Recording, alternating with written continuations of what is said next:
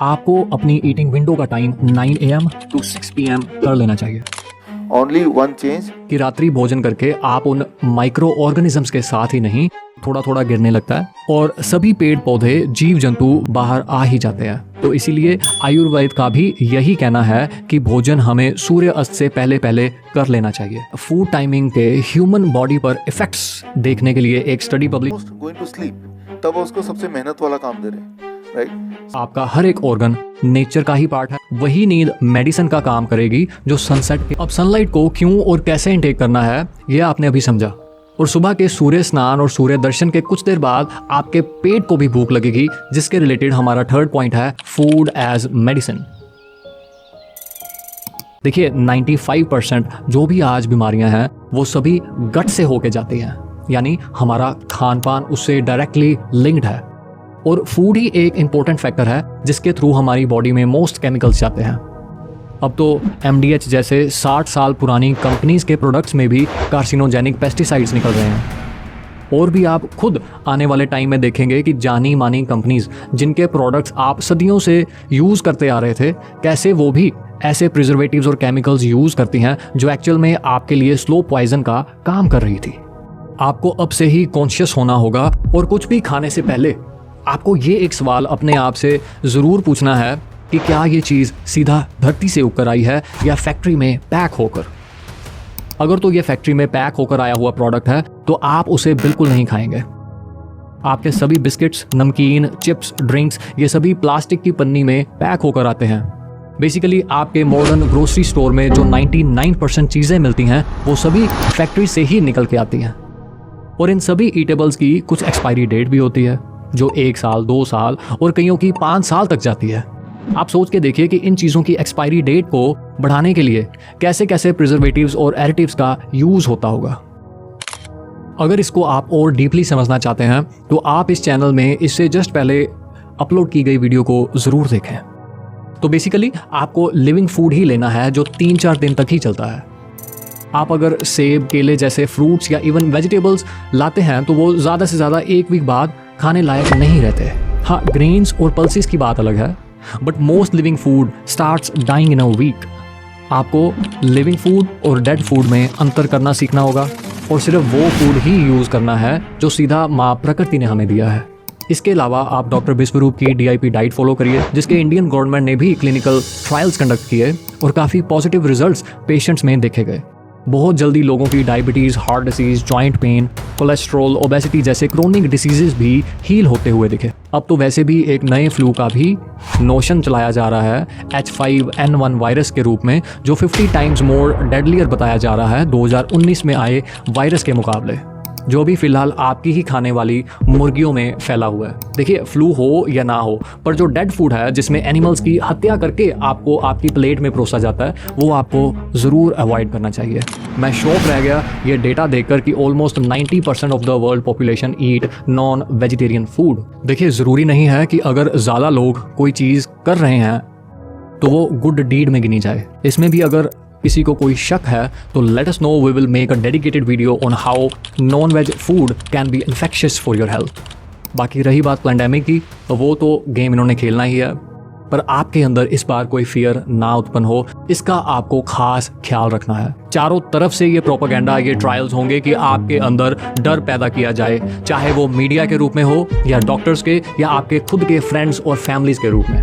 पर आपको अपना माइंड सेट क्लियर रखना है और अपना बिलीफ सिस्टम स्ट्रॉन्ग रखिए, जो कि हमारा 4th पॉइंट भी है, right belief system.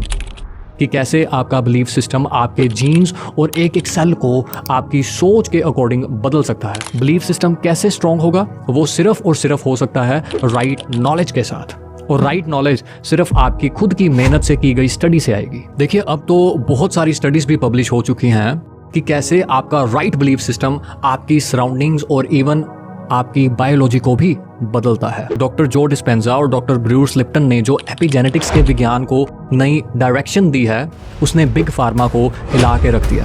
And now it's come into mainstream. The only problem is this: when you invest so much money into a belief system, and then a belief system isn't really right, you try to hold on as long as you can, because if you spend hundreds of billions of dollars in this belief, you don't want to just go, oh, okay, we'll just change it. So it's a struggle, but the reality is coming forward, and the public is just becoming aware of it. वो समझाते हैं कि कैसे अपने mind को reprogram करने से आप कोई भी डिसीज और अपनी लाइफ को चेंज कर सकते हैं। आप सिर्फ अपने डिसीज ही नहीं बल्कि अपने एक एक सेल को रीप्रोग्राम करके अपनी रियलिटी भी चेंज कर सकते हैं। Can you explain epigenetics to people who don't know what that is? Yeah. Okay. When I say genetic control, that's the belief that genes control our characters. When I say epigenetic control, almost sounds the same, but epi means above. So when I say epigenetic control, literally it's control above the genes. And this is what we now recognize, that the environment, and very specifically our perception of the environment, changes our genetic activity. So that means, well, wait, that's not a victim because I can change my environment, I can change my perception, and all of a sudden, if I can do that, then I can control my genes. Well, we're going from victim to mastery, from genetics to epigenetics. Okay.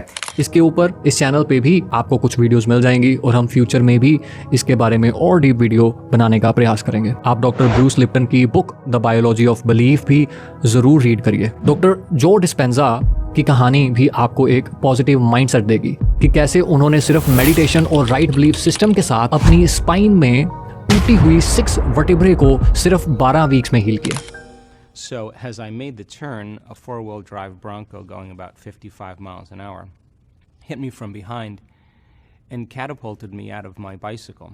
And I landed on my lower back and my buttocks. And वो बताते हैं कि जब एक भयानक accident के बाद वो कुछ सर्जन से मिले तो सभी ने उनको एक कॉम्प्लिकेटेड सर्जरी कराने को कहा और सभी ने उन्हें ये तक कह दिया कि वो कभी चल ही नहीं पाएंगे। And so they took me to the hospital, and I had 4 opinions from 4 leading surgeons in Southern California. And the prognosis was I'd probably never walk again, and that I needed a radical surgery called the Harrington rod surgery. And I just had this one thought, and the thought was the power that made the body heals the body. So I knew that there's an intelligence that's giving us life, that keeps our heart beating and digesting our food. And that consciousness is awareness, and awareness is paying attention. So it must be observing or paying attention to who I am. So I decided that I was going to make contact with this intelligence. जिसके बाद वो अपने घर में ही बैठ के रोज सिर्फ ये सोचने लगे कि उनकी वर्टिब्रे पहले जैसी हो रही है। वो रोज अपना सारा ध्यान सिर्फ यही इमेजिन करने में लगाते थे कि वो पूरी तरह से हील हो रहे हैं और फिर से अपने पैरों पर चल पा रहे हैं। So I would start off in my mind reconstructing my spine vertebrae per vertebrae, and it would take me about 3 hours closing my eyes and reconstructing every single vertebrae, and starting over again every time I lost my attention. At the end of 6 weeks, I went through the whole entire process without losing my attention, and it was like I hit a tennis ball in the sweet spot. Something clicked in that moment. I clicked, and I knew in that moment that something happened. And what was taking me 3 hours to do, I was able to do in 45 minutes. And at the time, I didn't know it, but I was firing and wiring new circuits in my brain every single day. And I was literally improving my ability to pay attention. And attention is a skill, just like golf or tennis. The more you practice it, the better you get at it. देखते देखते वो सिर्फ 11 weeks में दोबारा अपने पैरों पर खड़े हो गए और 12 वीक्स में अपने काम पर भी जाने लगे। तो कुछ भी हो, बस किसी तरीके आपको ये पता चल जाए कि आप असल में हैं कौन, फिर ये राइट नॉलेज और राइट बिलीफ सिस्टम ऑटोमेटिकली आपके कंडक्ट में आने लगेगा। उसके पहले कोशिश आपको हर समय जारी रखनी है, खुद से रिसर्च करते रहें और आपका आत्मविश्वास इतना स्ट्रॉन्ग हो जाए कि कोई भी उसको हिला ना सके।